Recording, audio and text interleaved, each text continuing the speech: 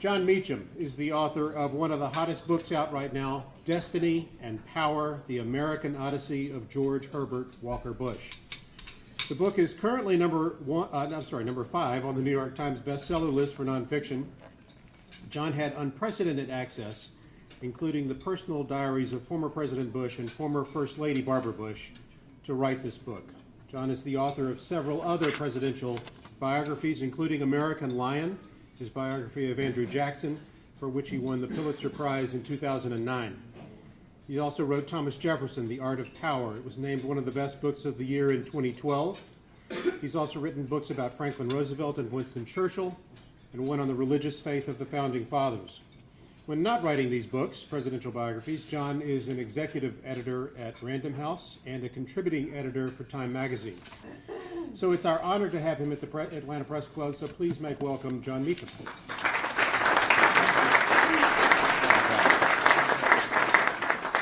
Thank you, John. Appreciate it very much. Thank you. This is great fun for me. I was once, for about 3 weeks, the Atlanta bureau chief of the Chattanooga Times. I ran it out of a La Quinta Inn on I-85. The overhead was just right. I used to cover politics up in northwest Georgia, and loved coming down here.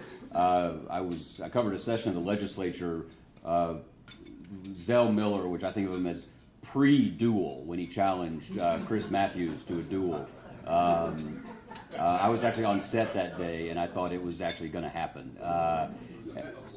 It did not feel like a metaphor, actually. It felt quite real. So I'm thrilled to be here to talk about President Bush and to catch up with friends. I went to the University of the South. For those of you who don't know Sewanee, it's best understood as a combination of Downton Abbey and Deliverance. Kind of pulled together there. So. And I teach at Vanderbilt for my sins, so it's been fun to be home. This book was 17 years in the making. I first went up to see President Bush, first met him in a real sense in 1998 when he and General Scowcroft had written their book on foreign policy. I went with my friend Michael Beschloss to do a feature on them for Newsweek at the time. And almost instantly realized that my impression of him was in fact wrong. I kind of had the 1992 vision, the out-of-touch Dana Carvey in my head. I had been an undergraduate through most of those years, and my best friend at Sewanee was someone you all may know. He's from Lynchburg, Tennessee, named Jack Daniels. And so I was a little fuzzy about a lot of what happened. I thought the Gulf War was about Destin. I mean, the whole thing was a little... so I had a lot of catching up to do on this. But what I realized, honestly, within a matter of hours that day, was how he had accomplished the fundamental task, the fundamental transaction in an elective democracy, which is how do you convince a majority of American voters at a given moment to entrust their fates to your hands, which is the essence of the presidential decision in many ways. Yes, the 12-point plans matter. Yes, the flat tax matters. But ultimately, it is an emotional decision. And this was a man who had a quiet, persistent charisma. He had convinced enough people over enough assignments, over enough decades, that their affairs, the affairs of their nation, the affairs of their family's future, would be safe in his hands. And as a biographer, what became fascinating to me was how he had done it and what the character was, because that was what he passed. That's what he communicated, was that his character was such that while politically he could not, unto this hour, define pithily or precisely exactly where he stood, you had a sense that wherever he stood would be a safe place, ultimately. It would not be a radical place. And so I set out, really in those next couple of years, talking to him occasionally about this. In 2006, we began in earnest. So I did 9 years of interviews for this. The first was in 2006. The last was on September 8th of this year when he functionally endorsed gay marriage. I called up to ask if he changed his mind because he'd opposed it as president, and he sent me a note that said, "I still believe in traditional marriage, but I believe people have a right to be happy without discrimination. I guess you could say I've mellowed." So he sort of came full circle on that. The first interview was, and I'm going to talk a little bit more about process given this audience's interests. He said that he felt like an asterisk. He felt lost between the glory of Reagan, the great hero, trumpets everywhere, and the trials and tribulations of his sons. Now, many of you have interviewed many presidents. I've been lucky enough to spend time with President Ford, President Carter, President Bush. There's probably not going to be a third one of those to worry about. President Obama, President Clinton. It is almost impossible to imagine any of those other people, any of those other presidents saying that, having either feeling that way, or I would argue having the emotional honesty to confess it, that he was, in fact, he felt like a forgotten figure. And one-term presidents do have a harder time in our collective imagination for obvious reasons, but I would argue that he crammed 8 years of action into 4 years pretty effectively. And so, so I just want to talk about the development of that character and how I think that affected his conduct of the office. Because when you talk about how he conducted the presidency, it's almost as though we're talking about the Peloponnesian Wars. This is a man whose best friends were Democrats. Rosti from Chicago, Sonny Montgomery from Mississippi, Lud Ashley from Ohio. Congressman Darden can vouch for this. He kept his locker in the house gym. Would go up and sit in the sauna with those guys. That doesn't bear much thinking about, actually. Due respect, sir.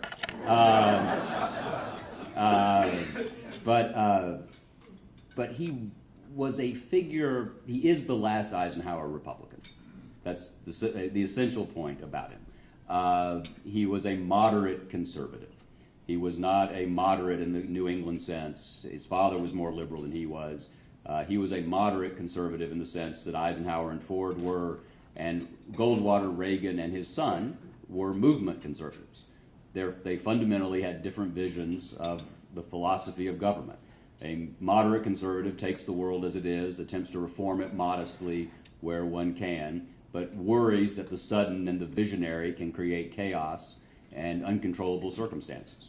A movement conservative believes in the action-oriented, the actionization of conservative ideals to bring about more radical reform in a conservative direction. George Bush was a more traditional conservative. And he's absolutely inexplicable if we don't understand that about him. He was a steward, not a seer. He had no apologies for that. When we talked about the vision thing, he said, "What's wrong with trying to help people? What's wrong with trying to make the world a little bit better?" He said, "I did not run for president to say, hey, I'm going to go pass a flat tax or reunify Germany." He's like interviewing Dana Carvey sometimes. One of the great joys of doing this was the characters around him.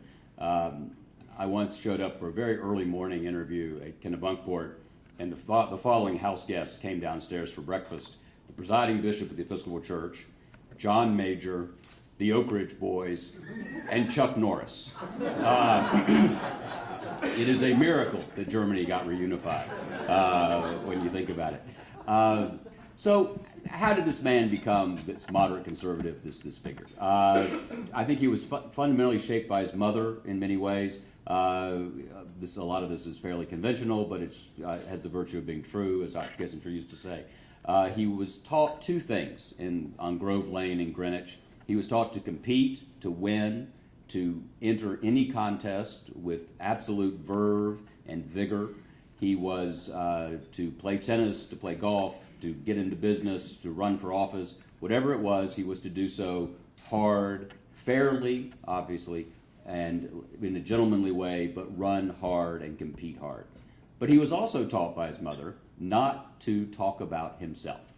So politics was a strange career choice for a man imbued with modesty. The competitiveness makes absolute sense. His mother once broke her wrist while playing a tennis match, finished it, and won.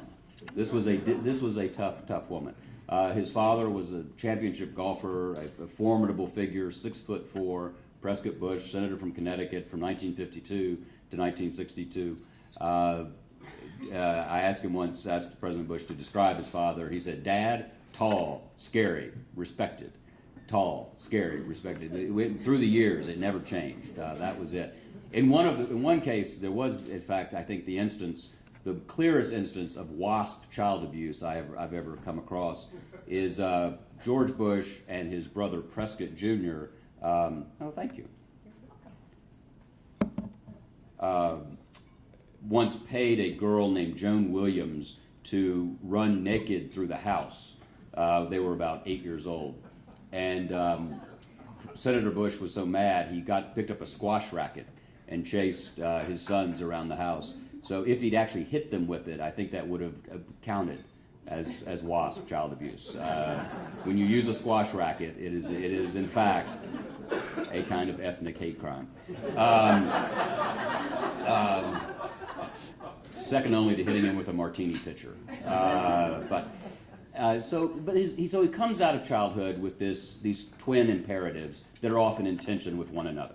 Win, win, win. Don't talk about yourself. Don't talk about yourself. Don't talk about yourself. I think that one of the reasons English sometimes seemed to be a second language to him is because he would hear his mother's voice as he was saying something, as he was making a case for himself. He would hear her saying, "Don't be a braggadocio. No one wants to hear about the great I am." He would come in sometimes and say, "I hit a double," and she'd say, "How did the team do?" So there was this emphasis on team, on modesty, but on competitiveness. The second critical event, without which his life would have been totally different, was we just celebrated the 74th anniversary. He was walking across the campus at Phillips Academy on December 7th, 1941. News of Pearl Harbor broke about 2:30 that afternoon. He immediately wanted to join up, but you couldn't join up until you were 18. So he considered, he told me, going to the Royal Canadian Air Force so he could get into the war against Germany more quickly. He was prevailed upon not to do that. He graduated on June 12, 1942. Three things happened. He turned 18, he graduated from Phillips Academy, and he drove to Boston and joined the United States Navy. Took an oath as a naval enlistee. On September 2nd, 1944, as the youngest flying officer in the Navy, he was on a mission over Chichijima and the Bonin Islands, codenamed Baker. He was going to take out a radio tower on a mount on this island. Heavy Japanese flak, the plane was hit. The wings go up in flames, the cockpit fills with smoke. He continues, he takes out the tower, he bends back out to sea. He tells his two crewmates to, quote, hit the silk. He turns the plane so they can get out from the back of this torpedo bomber. He then bails out himself. The story almost ended there because as he went out, of course, the plane keeps going, and he was gashed in the head, another 6 or 8 inches, and he would have been decapitated. He plunges deep into the sea. His life raft fortuitously has fallen off near him. He spends 4 hours out there. If the wind and the tide had been running toward Chichijima as opposed to away from it, he likely would have become a Japanese prisoner of war. That was the scene of horrific war crimes we discovered later, including cannibalism. So at particularly difficult domestic moments in his marriage, when Barbara Bush was particularly mad at him, he would sometimes say, "Well, you know, I was almost an hors d'oeuvre," which is a hell of a card to play. I mean, just that's gutsy to do that. One of the many occasions when he broke down in tears in the course of these interviews was when he talked about that day. He thinks about those two men, Del Delaney and Ted White, every day, has for 72 years. He had 2 questions he asked through tears. One was, did he do enough to save them? And the answer was yes. He had done everything. He had done the right thing. One of the men got out. The other one was likely killed by the flak itself. And the second, which endures, was, why was I spared? Why was I spared? I think it is a reasonable argument that every day of his life since then has been an attempt to prove himself commensurate with their sacrifice. That he is justifying his survival in danger's hour, and that he has been running flat out, frenetically and hectically often, ever since then, to prove that he was worthy to be saved. And I think that sensibility, that emotional truth about him was reinforced and exacerbated, if you will, by the loss of their daughter Robin in 1953 to leukemia. She was 4 years old. Again, a terribly emotional, obviously, topic for him to discuss. And when I asked him what he had taken away from that, neither George nor Barbara Bush had ever heard the word leukemia until they heard the diagnosis in the Midland, Texas pediatrician's office. He said that what it had taught him was that life was unpredictable and fragile. Unpredictable and fragile. Again, I think that his headlong pace through life, his determination not to look back. This is a man, the president, who did not write his memoir. He's always looking at the next thing.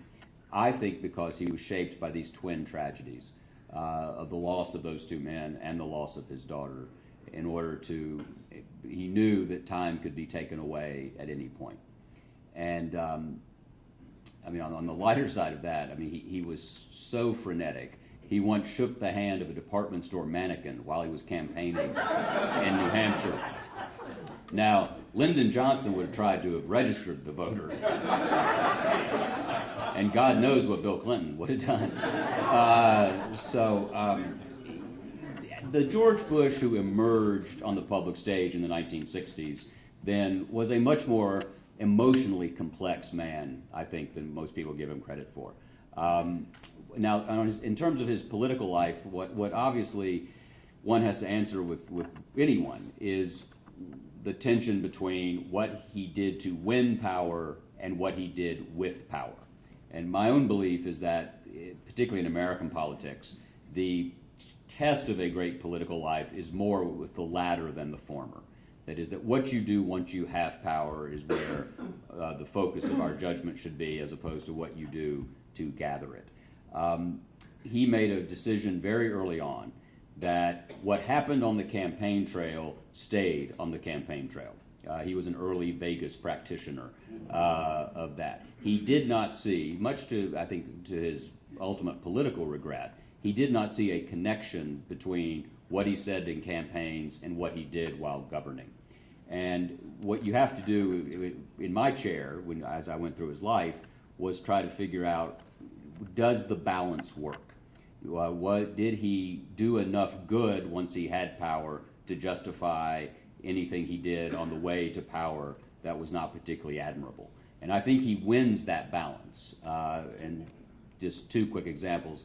He opposed the 1964 Civil Rights Act. It's a very uncomfortable thing to talk about at this point, given the role of that seminal legislation. But what did he do once he had power? He opposed 64 when he was running for the Senate in Texas against Ralph Yarborough. By 1968, he's in the House from the 7th District of Houston, and he votes for fair housing, much to the fury of his constituents in Houston. This is in the wake of Dr. King's assassination. He goes down to meet a furious meeting of constituents. He quotes Edmund Burke that a representative does not simply owe you a reflection of your will, but his best judgment. And my best judgment is that we cannot ask African American soldiers to go to Vietnam and fight in that war and then say they cannot buy a house in a particular neighborhood. And so he did the wrong thing, I believe, in 1964. I think he redeemed that decision by voting against his political interest in what he considered to be the national interest in 68. The 1988 campaign, as you all will remember, was not exactly a League of Women Voters, PBS-sponsored, high-minded discussion of the future of America. But instantly, Bush attempted, once he won, attempted to create an atmosphere of consensus and compromise in Washington that I don't think we've seen since. And this is not sentimentality. This is not the triumph of Brookings institutionism. This is, as a clinical matter, George Herbert Walker Bush passed more significant legislation than we often choose to remember. He passed the Americans with Disabilities Act, the most sweeping civil rights act in a generation. I had a man at Microsoft in Seattle walk up to me with tears in his eyes about 2 weeks ago with his sign language translator, saying that George Bush had changed his life by enabling him to be in the workplace in this way. He passed the Clean Air Act, which is still functionally our environmental policy. And the 1990 budget deal, as painful as that was for him politically, and it's helped shape the politics we have now, given the revolt led by an adopted Georgian. Not that we're holding you all responsible, but Newt did that. Was in fact a good piece of legislation that set up, as Bill Clinton will tell you at length, which is redundant, helped set up the surpluses of the 1990s. And so one of the key moments in trying to understand how he governed as opposed to how he had run came with a conversation with Vin Weber, who had run Newt's campaign in the caucus to become the Republican whip. Now if you're here, you're a member of the Uber Dork Club anyway. I hate to tell you all this. So here's a wing of the butterfly question, just where the wing of a butterfly causes a hurricane. If John Tower had been confirmed as Secretary of Defense, Dick Cheney would not have been in the cabinet. If Dick Cheney had not been in the cabinet, Newt Gingrich wouldn't have had a place in the leadership to move up to. If therefore, arguably 1994 does not happen, and Cheney doesn't have the national experience that leads him to the ticket in 2000. Was John Tower really all that bad? I have to ask you. Was it really worth it? That's just a little, political dork humor. Another redundant phrase, little political dork. But Bush, no one used Camp David, the Residence, Air Force One. Bush used these things brilliantly. The Horseshoe Pit, everything. He invited congressmen down to sit on the Lincoln bed, and he would take pictures with a Polaroid one-step. I was describing this to an audience recently, and there was somehow or another a young person had gotten into the crowd by mistake. The system had broken. And so she looked very puzzled. I said, well, this was an early selfie, which just reminds me very, very briefly. You all will appreciate this, I hope. Parenthetical story. I was teaching a class at Vanderbilt last year, and for some reason the subject of student newspapers came up. And I was describing, well, what we do is we cut out the columns of copy and we would paste them, and then they would go to the printer. And a young woman raised her hand and said, "Oh my God, that's where cut and paste comes from."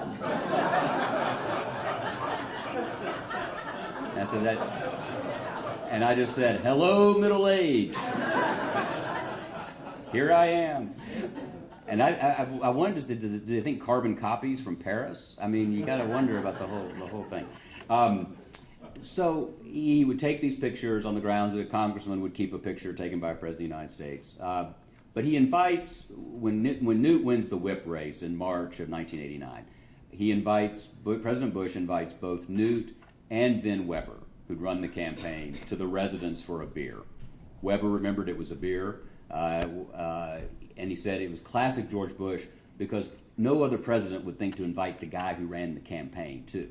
So Newt and Vin are sitting there with Bush and John Sununu. And they can this is Weber telling the story. Weber said they could both tell that there was something Bush wanted to say but was not quite able to say it.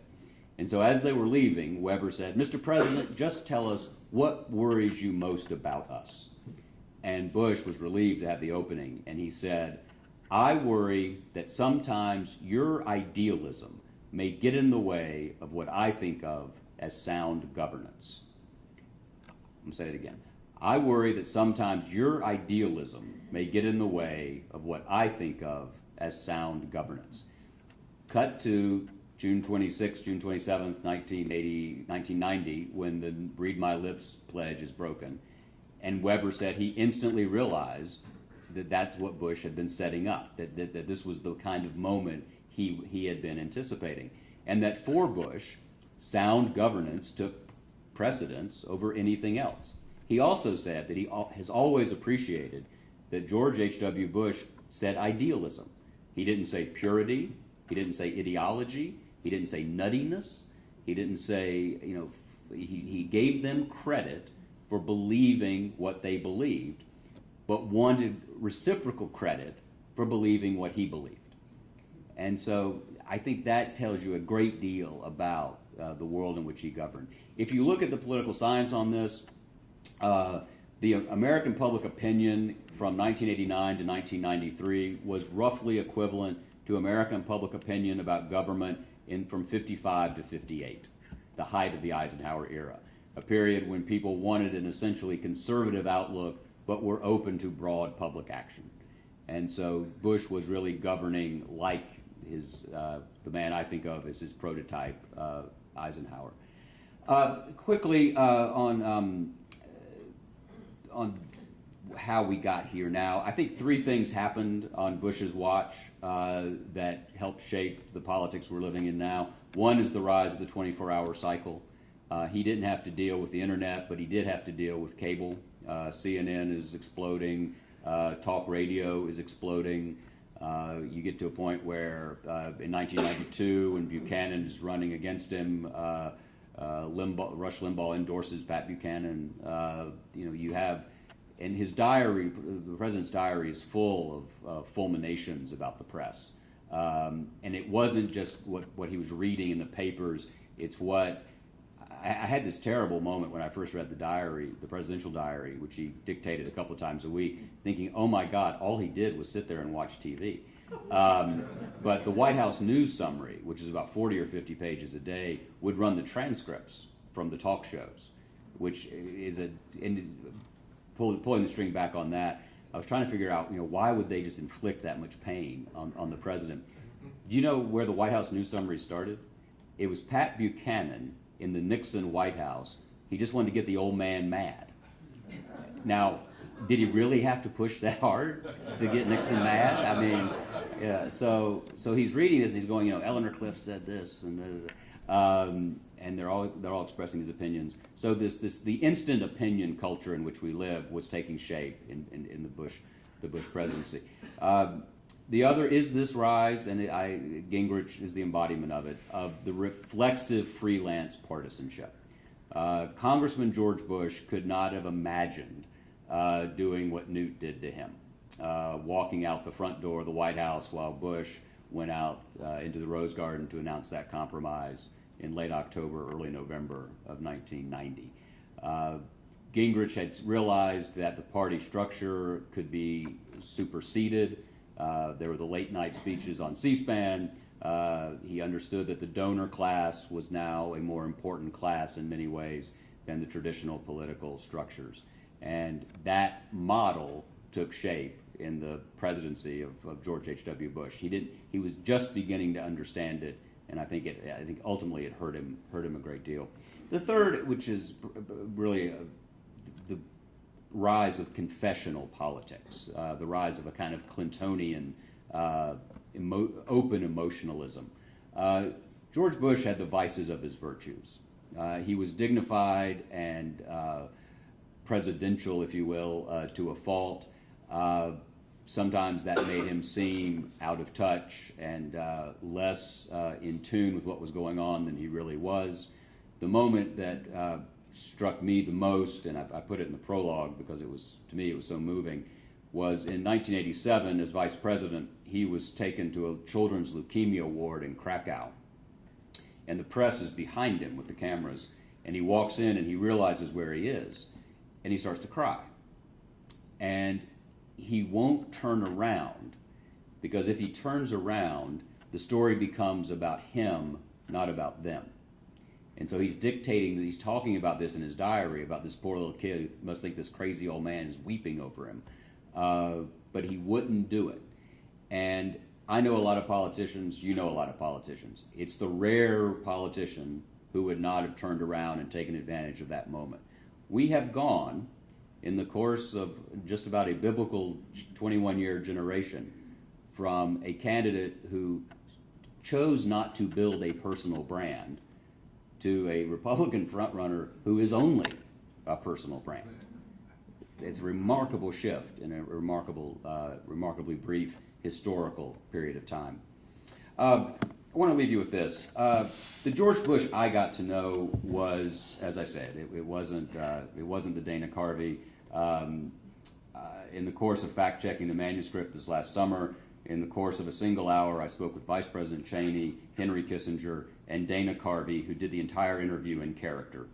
And I asked him, how do you do that? And he said, how did you build the impression? And he said, basically, it's Mr. Rogers trying to be John Wayne. So that's the key. But here's the George Bush I know best. This is a letter he wrote his mother in the late 1950s about the loss of his daughter. At this point, George W., Jeb, Neil, and Marvin are around. Doro had not been born yet. So this is the voice of George H.W. Bush. There is about our house a need. The running, pulsating restlessness of the four boys as they struggle to learn and grow needs a counterpart. We need some starch crisp frocks to go with all our blue jeans and helmets. We need some soft blonde hair to offset those crew cuts. We need a dollhouse to stand firm against our forts and rackets and 1,000 baseball cards. We need a legitimate Christmas angel, one who doesn't have cuffs beneath the dress. We need someone who's afraid of frogs. We need someone to cry when I get mad, not argue. We need a little one who can kiss without leaving egg or jam or gum. We need a girl. We had one once. She'd fight and cry and play and make her way just like all the rest. But there was about her a certain softness. She was patient. Her hugs were just a little less wiggly. She'd stand beside our bed till I felt her there. Silently and comfortable, she'd put those precious fragrant locks against my chest and fall asleep. Her peace made me feel strong and so very important. My daddy had a caress, a certain ownership, which touched a slightly different spot than the "Hi, Dad, I love so much." But she is still with us. We need her, and yet we have her. We can't touch her, and yet we can feel her. We hope she'll stay in our house for a long, long time. I asked the president to read that letter out loud to me in the course of our interviews, and he broke down with a series of physical sobs long before he finished, so much so that his chief of staff, whose office was right next door, heard what was going on and came in. And she asked me, she said, "Why did you want the president to read that?" And I said, well, if you want to know someone's heart, and before I could finish the sentence, the president said, you have to know what breaks it. Thank you very much.